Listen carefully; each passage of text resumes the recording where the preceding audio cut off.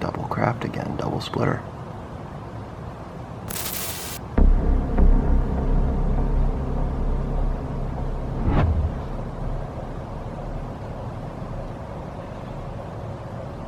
Wow, what the fuck is that thing? Wow. Holy shit.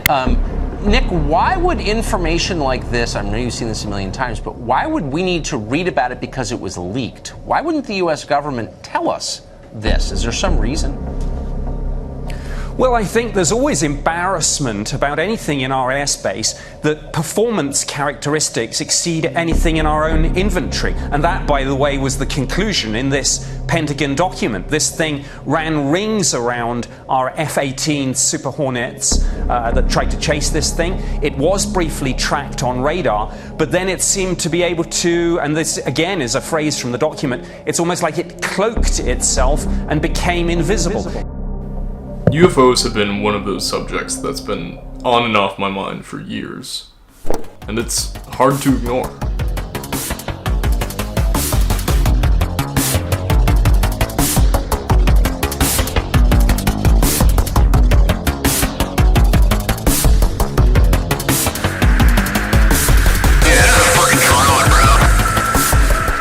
There's a whole fleet of them. Look on the ASA. My gosh.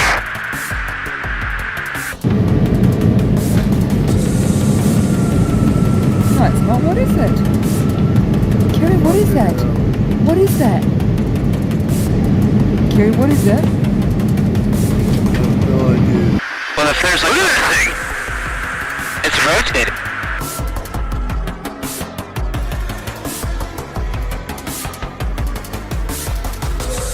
Holy crap! Don't move it. Don't move it. But pilots like Fravor, who says he saw something, see merits in the program. What if it is real? Because I think it's real because I saw it. And what if there's more of these? And what if we do nothing?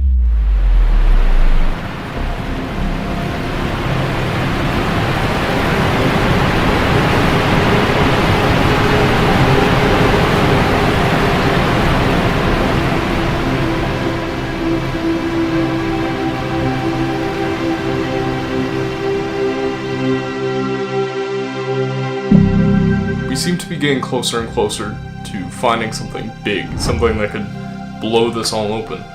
But am I just being led to believe that?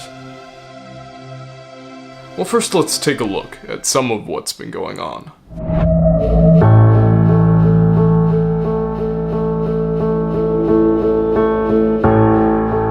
Senator Reid responded to CNN, saying he's, quote, proud of this program and its groundbreaking studies. On December 16th, 2017, the AATIP, or the Advanced Aerospace Threat Identification Program, was first made public.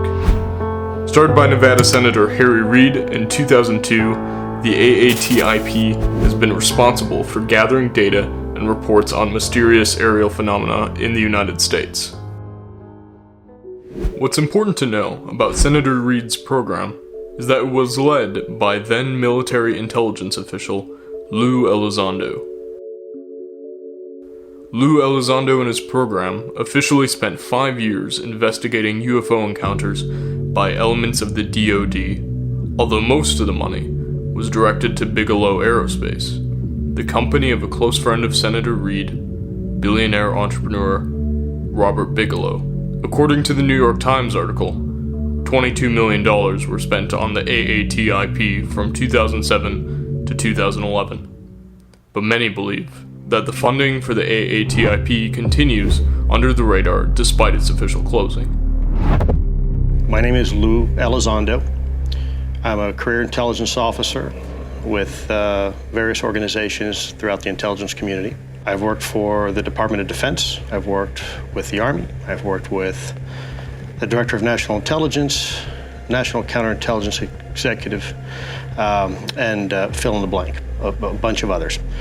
Some of my time was spent in advanced aerospace engineering, protecting key technologies, critical technologies, in advanced weaponry and advanced aerospace, such as high-energy lasers and drone nanotechnology.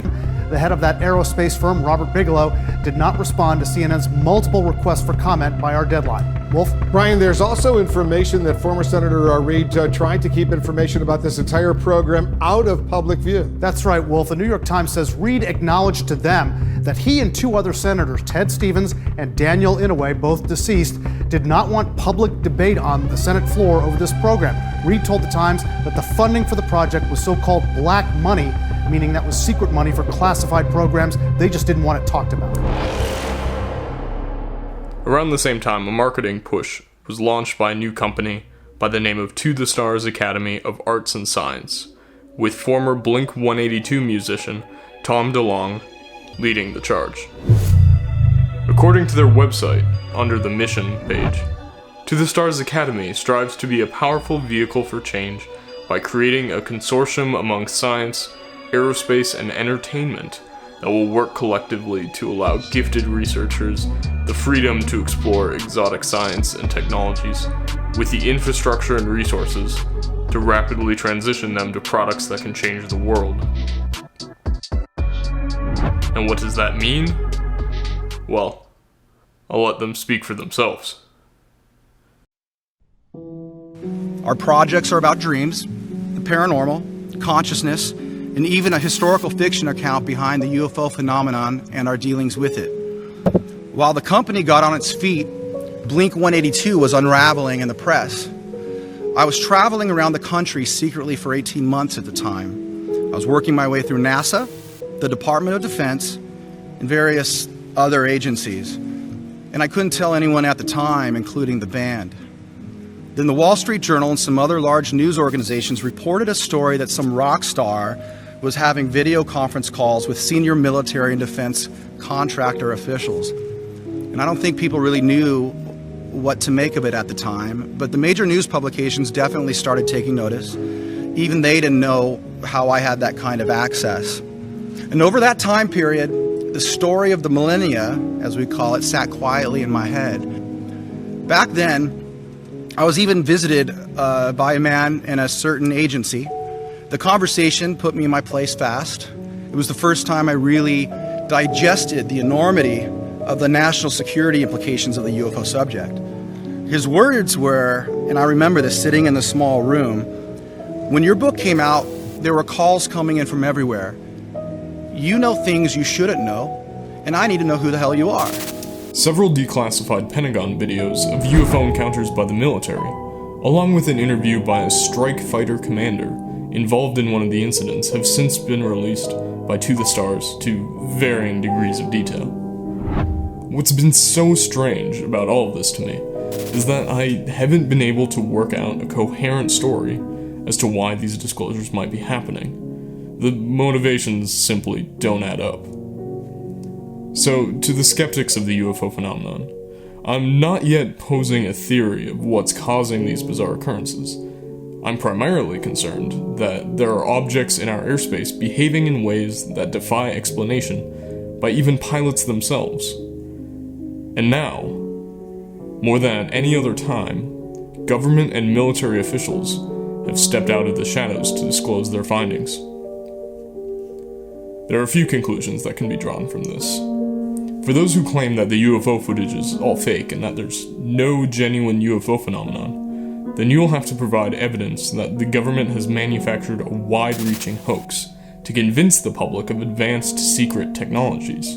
And to what end would they do that? And if this is all a scam, as To the Stars allows people to donate money to the company, then why would prestigious military and intelligence officials risk their reputations on a shell corporation for marginal return, while taking on scrutiny from one of the most government-wary groups online? And I truly believe now is a time for us to move forward and finally begin to answer some of life's most deepest mysteries. We can either crawl forward, or we can take that viewpoint and say, okay, let's leap forward. Let's try to get the 25th century science this century. This is the time that we are inviting you, the public, to help build a paradigm-shifting global movement and to own it with us. Together, we can create a vehicle that pushes us forward, where we can hopefully learn that we are much more special and much more connected to each other than we could ever imagine. We are To the Stars Academy of Arts and Science, a public benefit corporation. And for those who claim that the members of To the Stars are sincere in their efforts to disclose this revolutionary information, then why the sudden change of heart in these agencies? We've seen how they treat leakers like Edward Snowden and Julian Assange in the recent past. I'm certainly cautious about the idea that these former government officials from agencies with deep histories of subversion and cover-ups want to disclose top-secret technologies to the public, as it's being claimed.